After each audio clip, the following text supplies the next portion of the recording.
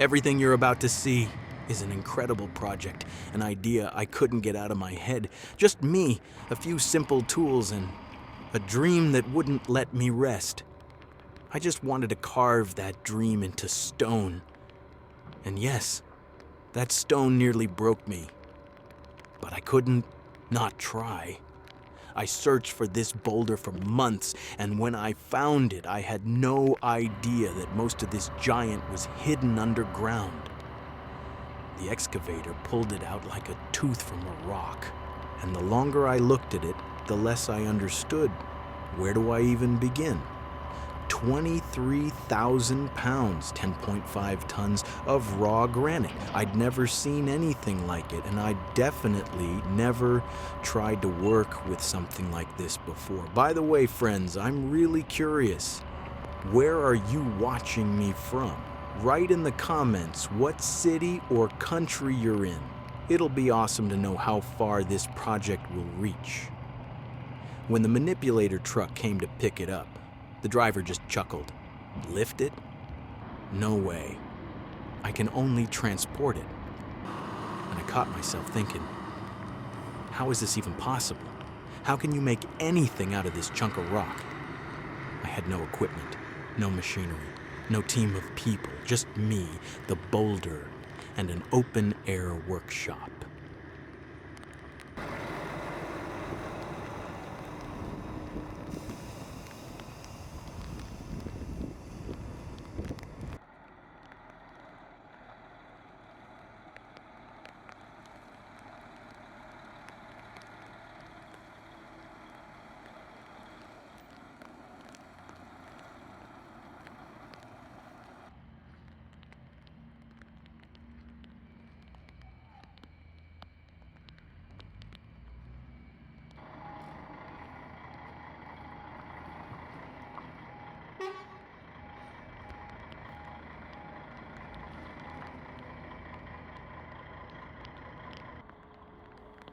During unloading, the manipulator just tilted its bed and the boulder crashed down. But I needed to at least flip it onto the right side. It worked.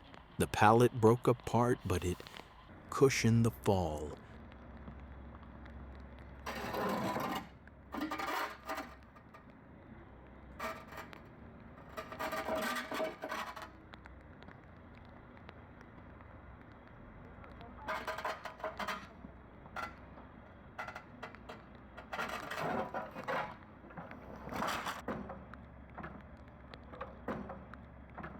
I stood in front of it like facing a massive cliff. This wasn't just a rock. It was a challenge I'd thrown at myself. The first thing I needed to do was cut the base flat. Seems like a simple task, but when you're facing a boulder weighing tens of thousands of pounds, nothing is simple.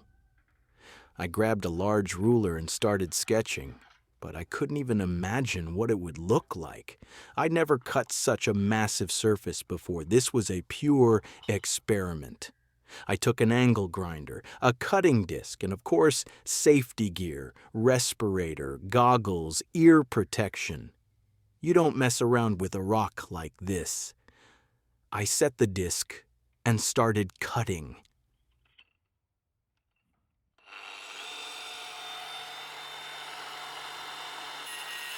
And I immediately realized this is granite, very hard granite, exactly what I was afraid of. One grinder wasn't enough. I grabbed a second one, a bigger one, made the first cut, and then chisel and hammer, I chipped away excess pieces by hand. And it felt like the process would never end, millimeter by millimeter. Where the grinders couldn't cut, I made notches and drove in wedges, then hammered them and chunks broke off. Step by step, I cut away the first part of this stone. This is what real stonework is. Not a show, not pretty footage. This is craft, where patience matters more than strength.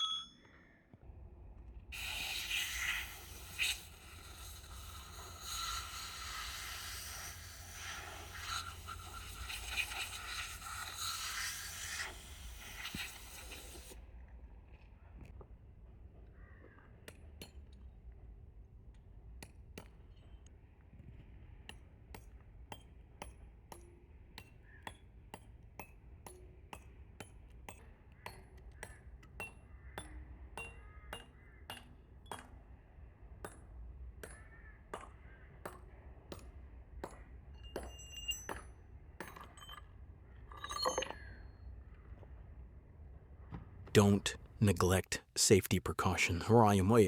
While I was cutting the base, one of the discs shattered, and I slipped off the rock. A fall. A serious knee injury. Now I need surgery. This is probably the worst injury I've ever had, but I decided I'm going to see this through anyway. If you're watching this, support me. Drop a comment. Give a like. It's important for me to know I'm not doing this for nothing, because sometimes to carve a dream into stone, you have to go through pain.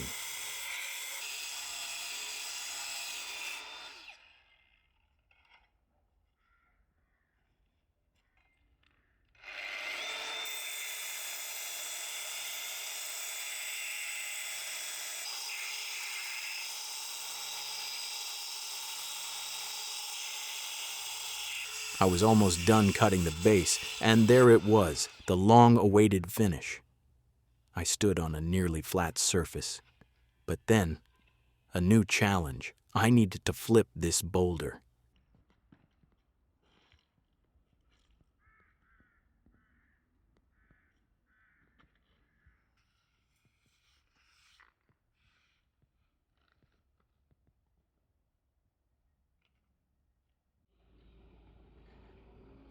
I called in a forklift. It can lift 11,000 pounds, 5 tons. I hoped that would be enough to at least turn it. But when the forks went under the stone, they started bending, and the forklift itself started tilting. There was no chance. I realized I needed serious equipment.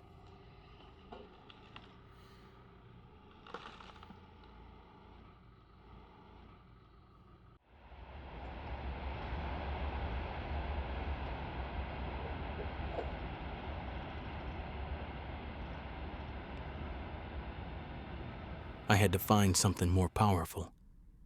And after some time, I arranged for a stronger machine to come, an Amkador.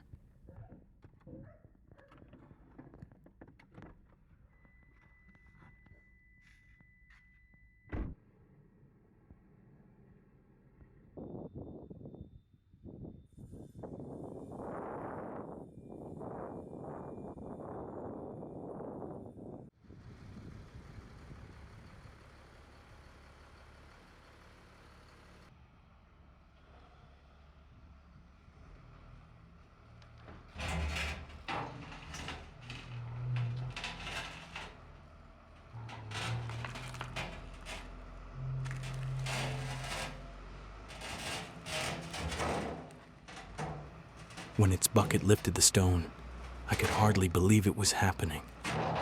It flipped the boulder onto the right side.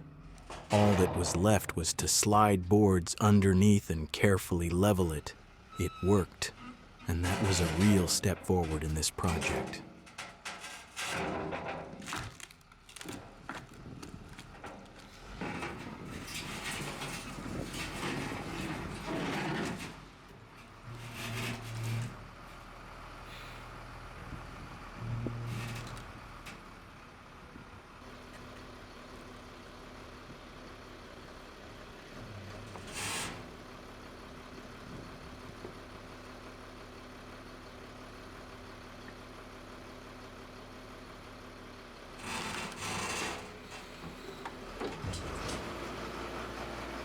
Respirator, goggles, ear protection.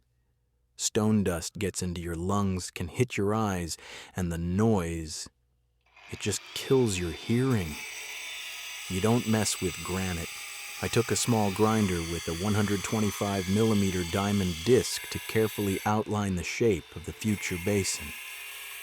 I cut it from all sides, in a circle, slowly, meticulously, so that later, when I used the bigger grinder, I'd know exactly where to cut and where not to go.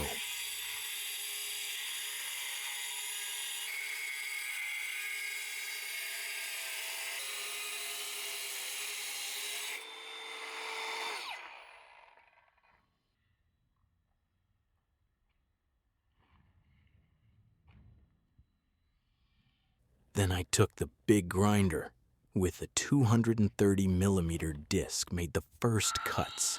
The granite resisted, but I set a goal to at least try.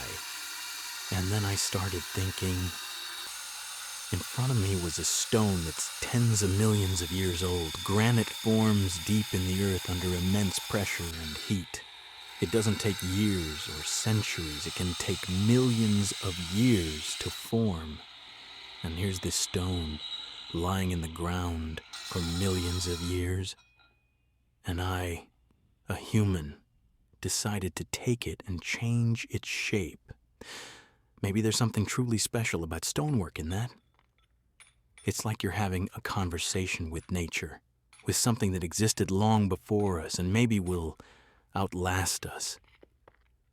I had no idea how much time this project would take.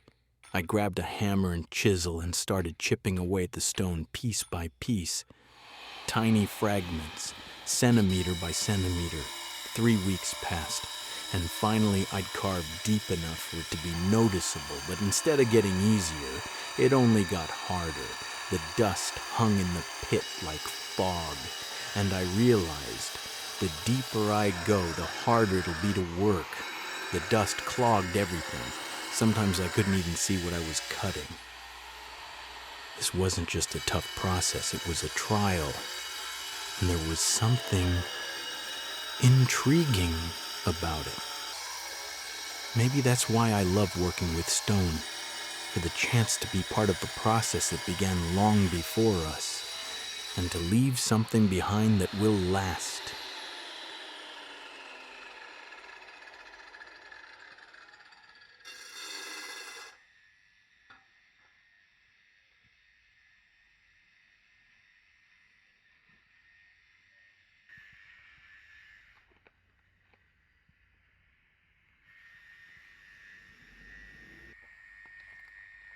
I blew the dust off the stone with a compressor to clear the workspace, and then hammer, chisel, again and again. It felt like eternity.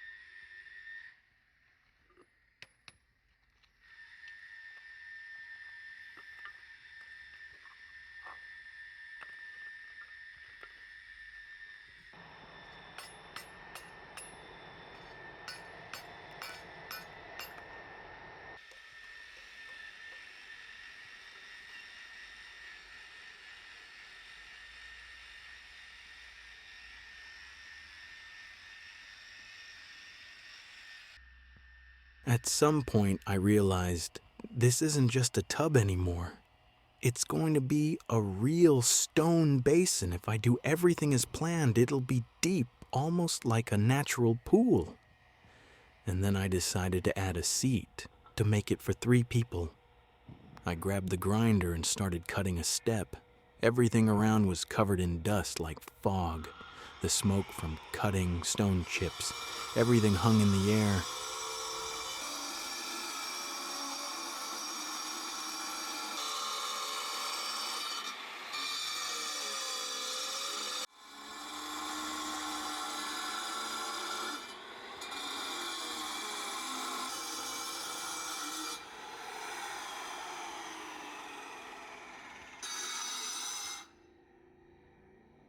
Then, as usual, hammer, chisel, and I started breaking off pieces, shaping the future seats.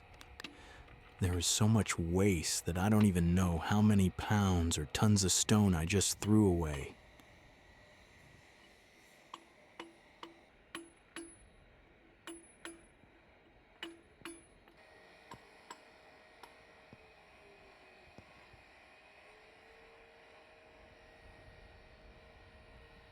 Then I took a grinder with a 125 millimeter disc and started smoothing the edges, giving it shape.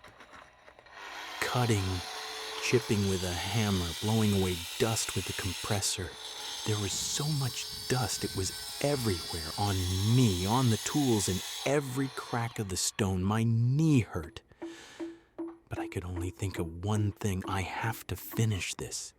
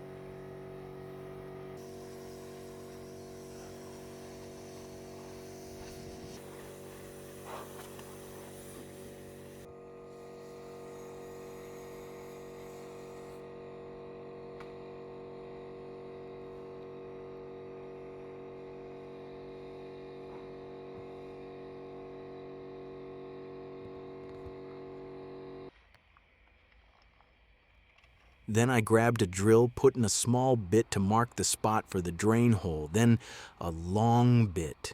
Tried to drill through the entire thickness, and stone debris kept clogging the bit. I had to clear it out by hand, but I did it. I drilled all the way through.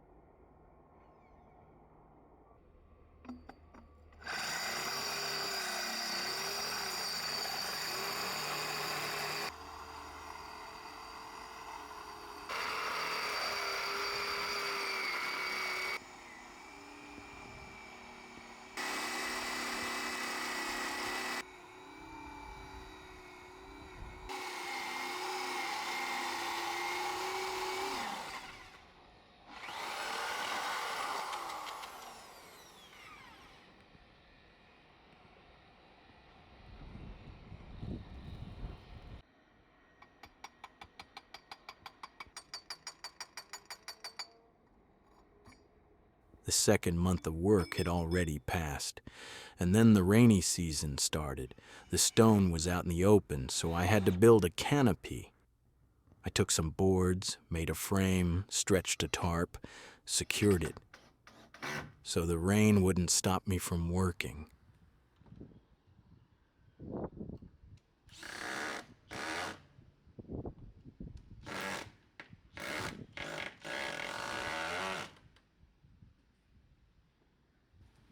I hoped the process would go faster now. You could even sit on the rough, jagged edges. Slowly, the shape of the future basin started to take form.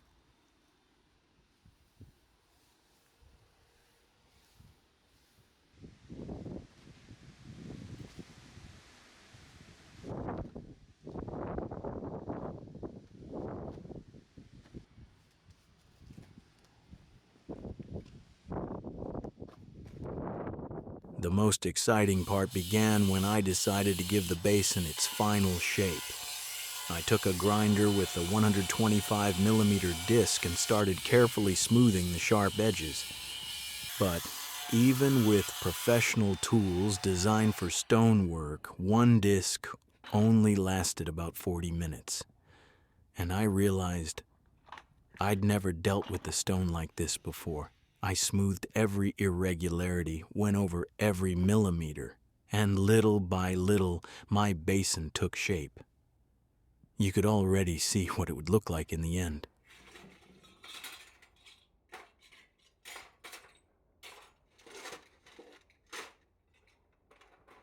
And now, the most telling part. How many discs this project took. Here they are on the table. Some are broken, others lost their diamond segments from overheating and strain. One disc I remember especially. It's missing a chunk. That disc shattered during work. A piece of diamond flew into the sky and punched a hole through the canopy.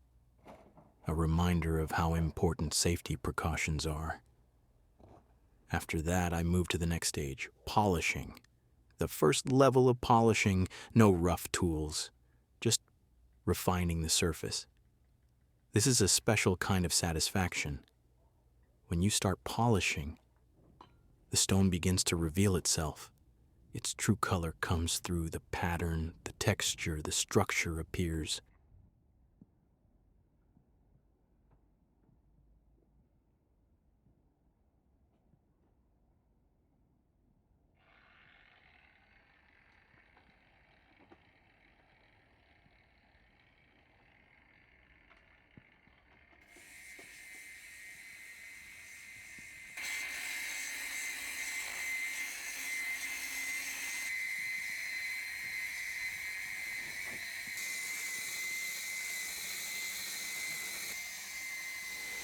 There's still a lot of dust, but it's not chunks of stone anymore. It's light, floating dust.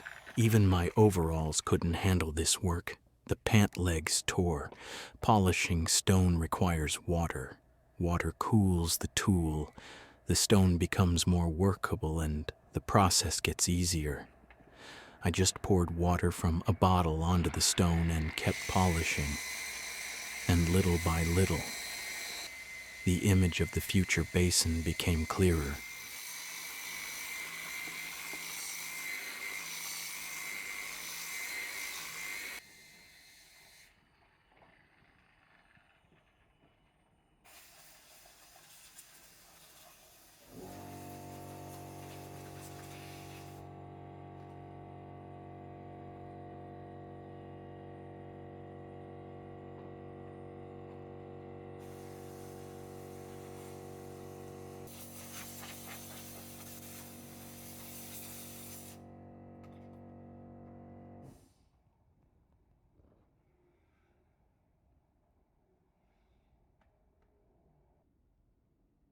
I didn't show you the entire polishing process because it took almost another month.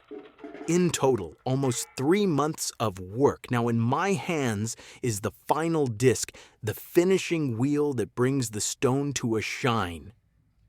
You have to go over every centimeter, every millimeter, so water can't seep into the pores. This is delicate, almost jeweler-like work. I polish the stone. And I think about how this craft works. They say water wears down stone, or diamonds, because it's the diamond that cuts the stone. The soft overcomes the hard. Patience overcomes strength. You polish the stone, and it feels like you're changing it, but in reality, it's changing you.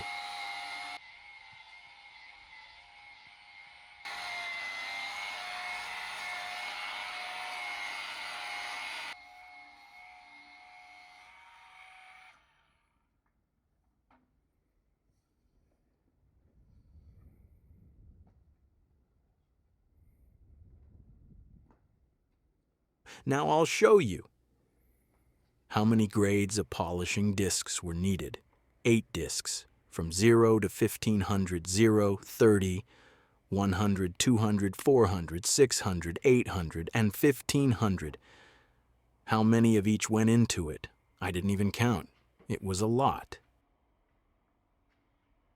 And then, felt. Before the final polishing, you have to wet it to make it work. Then, diamond paste. The paste needs to be slightly damp.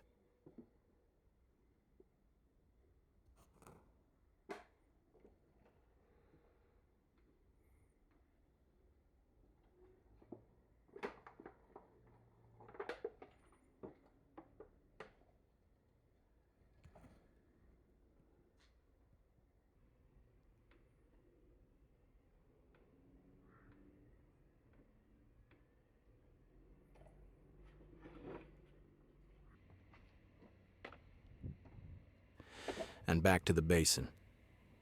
I coat the inner surface, take the grinder with the felt disc, and start polishing in small sections. It's not just about rubbing it in. You have to heat the stone to 80 degrees Celsius to trigger a reaction with the diamond paste. That's when the real shine appears. A shine that won't wear off, won't fade, and will last forever. This is true polishing, not cosmetic. This is forever.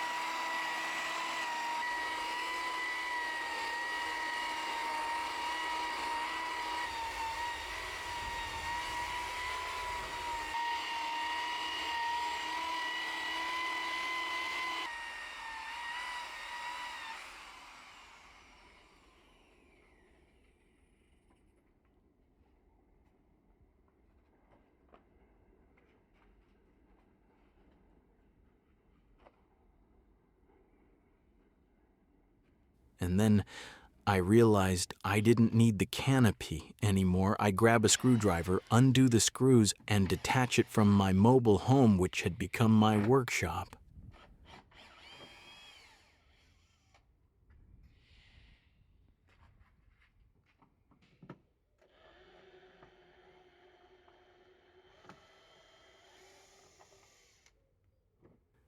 I take down the canopy, which took a whole day to build, and it was a joyful moment because I realized I'm nearing the end.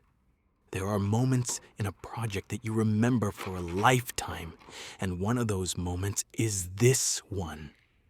Because now only one thing remains: to wash it, inside, outside.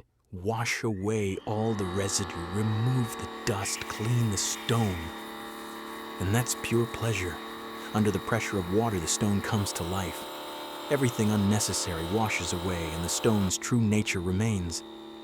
It becomes beautiful not just inside, but outside too. The natural pattern, the texture, it all reveals itself in this moment. But one final step remains.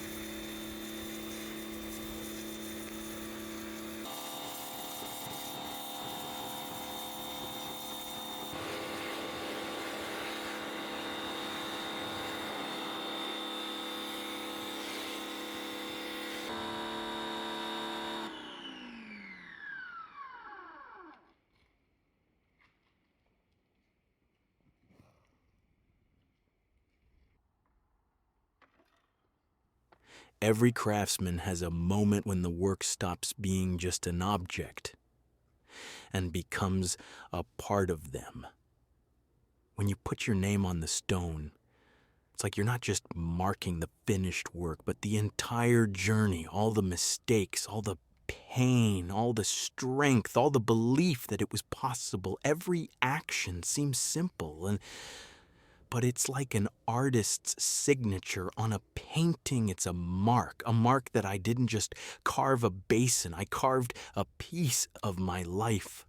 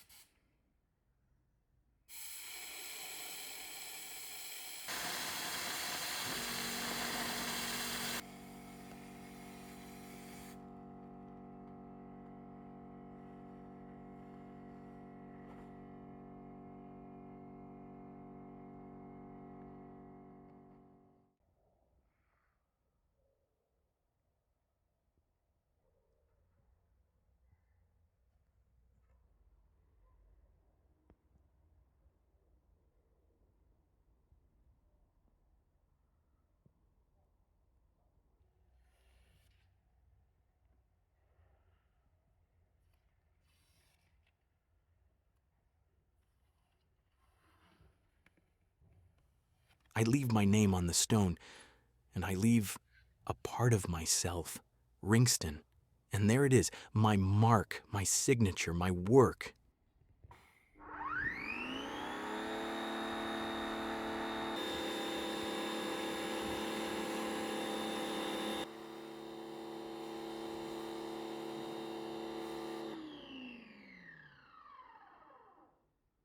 Now I can put a plug in the basin, and finally I can fill it with water. How beautifully the water flows over natural stone. I can hardly believe it happened. The texture of the stone, the depth of the pattern, the unique character of the surface, it all became reality. I am just so grateful that you watched this project all the way to the end. I truly hope my story inspired you. Thank you so much for your support and for every like, comment, and share. And friends, honestly, I don't even know how much a stone bath like this could cost. And I'd love for you to share your ideas in the comments. I have a dream of buying a small house in a village in the near future, which will become part of a big new project. And I would love to buy it or a part of it from the sale of this stone bath. I am very grateful for any answers you might have, and thank you for watching. See you in the next videos.